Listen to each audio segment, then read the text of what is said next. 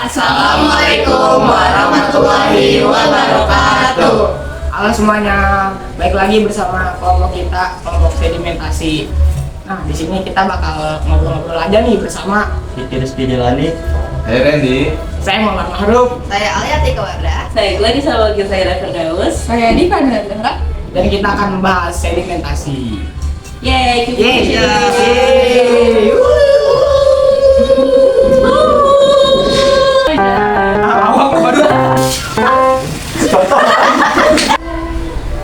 Guys, gimana nih kabarnya? Alhamdulillah baik. Insyaallah baik. Alhamdulillah. Akhir-akhir ini musim hujan ya? Hujan bukannya judul lagu ya? Rinai hujan basahi aku. Lawak lo badut. Iya ya DP, oke. Akhir-akhir ini juga banyak tugas nih. Salah satunya ini. Contohnya. Betul banget. Tapi gara-gara hujan jadi banyak rumah yang banjir gak sih? Iya, gue liat teman-teman gue pada kebanjiran semua tuh. Kalian pada kebanjiran rumahnya? Banjiran. Oh iya, semana emangnya? Banjir? Pinggang. Tinggal gigi sama anak gigi. Tinggal kodok. Ini nunggol, nunggol kambing, nunggol kodok. Lawak. Lawak. Tapi kalian pada tahu nggak sih penyebab si banjir itu kenapa? Kenapa ya? Nggak tahu kan? Nah, di sini kita bakal membahas penyebab banjir itu. Apa tuh? Jadi tuh sebenarnya penyebab banjir itu salah satunya itu ada sedimentasi. Kalian tahu nggak sedimentasi apa? Nah, sedimentasi itu proses pengendapan material hasil erosi yang dia tuh terbawa, akhirnya dia terendap ke tempat-tempat tertentu. Sedimentasi itu ada berbagai jenis. Contohnya ada apa aja? Nah, ngomong soal banjir nih, sedimentasi banjir ini tuh termasuk dalam sedimentasi fluvial. Kenapa sih bisa jadi sedimentasi fluvial? Karena di dalam sedimentasi fluvial ini pertama ada sedimentasi dari sungai. Kenapa bisa terjadi? Karena biasanya ada pengendapan di dalam sungai tersebut. Dan kenapa bisa ngeluap airnya? Karena ya banyak pengendapan di dalam sungai tersebut. Gitu. Oh, gitu. Oh, oke. Jadi paham kan kita. Nah, habis itu jadi banjir. Paham. Jenis-jenis sedimentasi fluvial itu apa aja sih, Al? Nah, sama yang gue bilang tadi nih, si sungai ini atau nama lain itu bor, namanya bor kan, itu termasuk dari materi sedimentasi fluvial. Nggak cuma bor, ada delta, alluvial fan, sama ya bor tadi itu sungai. Aluvial itu apa sih?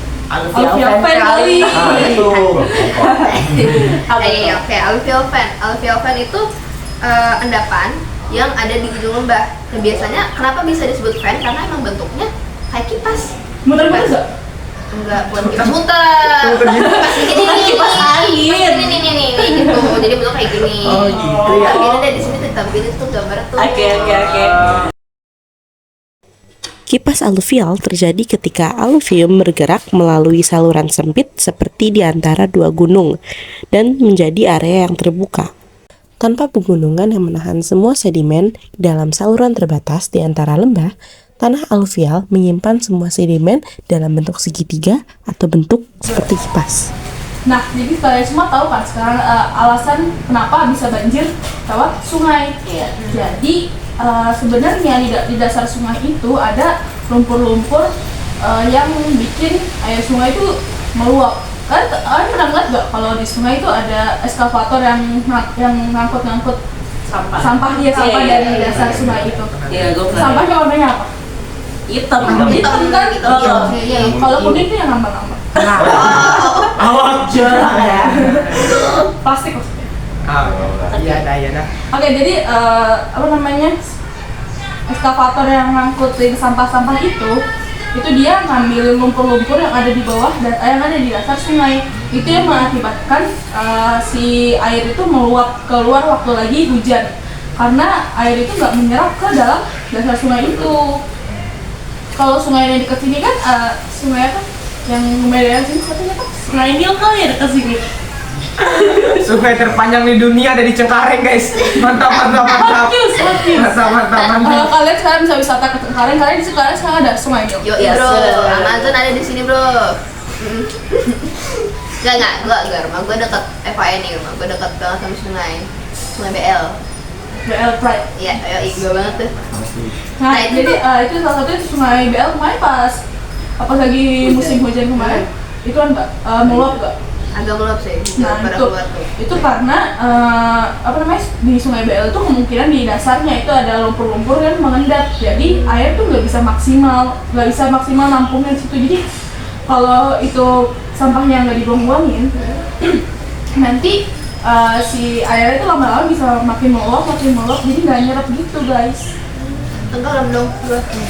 Iya bener. Tenggelam. Sebentar lagi Jakarta tenggelam. Tahun berapa tuh? 2030. Aduh. Au, Kenapa nggak dua? Walau alam, walau alam. Biar 33. Ya. 3. 33. Siap. Tiga asli. Nah, untuk contoh pengerukannya sendiri ada di video berikut ini. Nih, kita lihat. Di berbagai saluran air, endapan lumpur yang menumpuk menyebabkan air meluap dan banjir.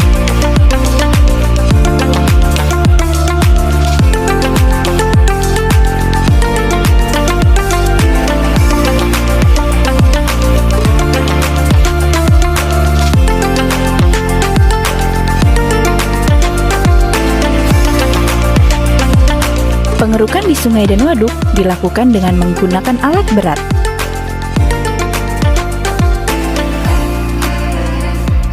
Sedangkan di saluran kecil, pasukan biru bekerja dengan alat sederhana namun penuh semangat.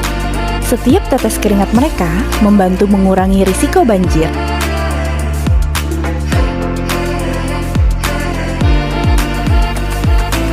Setelah pengerukan, aliran air menjadi lancar dan potensi banjir berkurang. Warga pun bisa merasa lebih tenang ketika musim hujan tiba.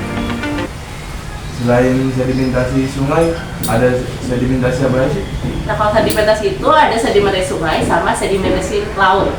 Bener banget tuh. Jadi yang dari tadi kita bahas ini termasuk dari contoh sedimentasi sungai. Gitu teman-teman. Jadi banjir itu salah satu contoh sedimentasi dari sungai ya. Ya karena dari banjir sendiri itu kita udah sering ngerasain kan, apalagi yang rumahnya di Jakarta. Aduh, itu Bener udah banget tuh bos. langganan banjir kan. Benar banget. Kalau di rumah tuh sendiri mah banjir dong Pak. Banjir. Semana mas banjir? Aduh.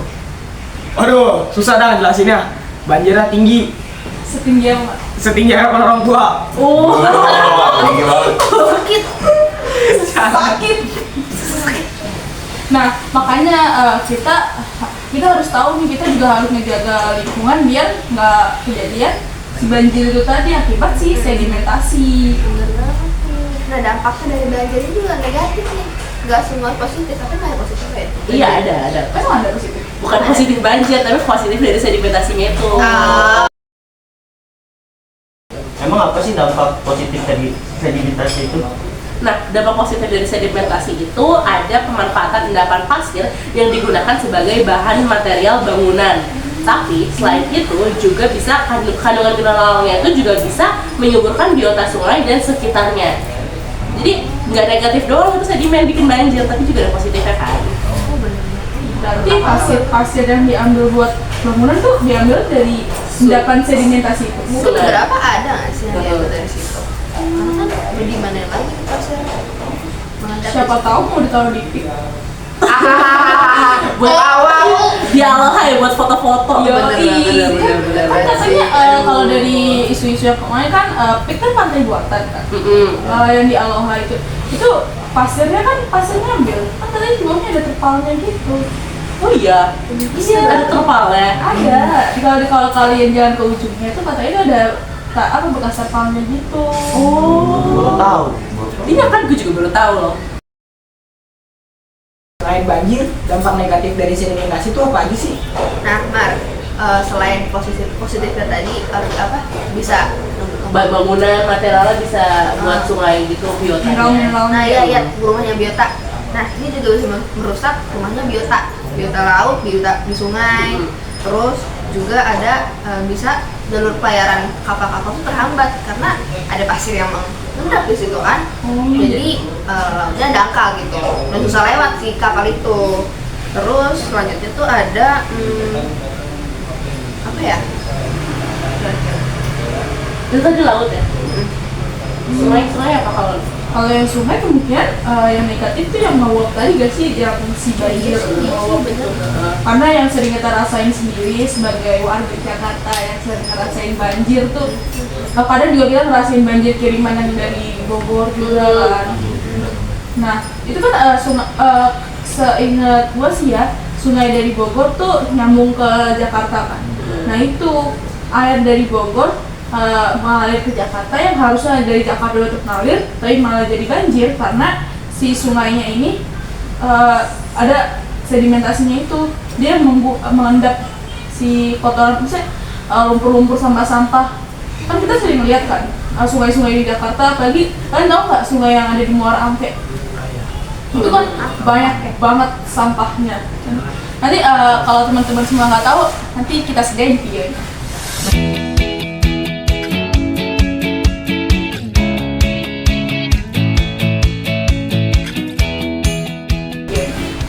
Sungai Muara Angke. Aman aja. Jadi di Sungai Muara Angke itu sendiri, dari sepengetahuan gue dulu kan sering ke Muara Angke, ada kerjaan di sana, terus kerjaan pokoknya jadi di sana tuh di sungainya tuh banyak sampah-sampah gitu, dan itu bau menyengat gitu, banyak sampah-sampah. Terus jadi di sana tuh pasukan oranye sering ngeluarin si lumpur-lumpur yang dari bawah itu, jadi nanti biar waktu banjir si airnya ini gak meluap. Itu salah satu dampak negatif dari sedimentasi di sungai. Satu lagi nih, ada dampak negatif buat perut kita. Karena biotanya pada mati, jadi kita nggak bisa makan seafood dengan enak dong. Iya. Kan doyan banget kepiting lobster gitu. Kacau. Banget tuh, enak Kacau banget. tuh. Enak Ini banget. nggak ketolong ya. Kacau. Aduh, enak banget itu. Lo bisa makan kerang hijau ya, Mar? Aduh. Apa kerang darah, Mar?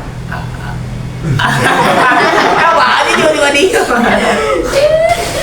Nah, cukup sekian guys pembahasan dari kelompok sedimentasi. Kalian udah paham belum? Belum. Paham. Kalian juga jangan lupa yang jaga kebersihan lingkungan. Kita bersama-sama Karena dampaknya akan besar guys. Kita mencegah agar Jakarta tidak tenggelam.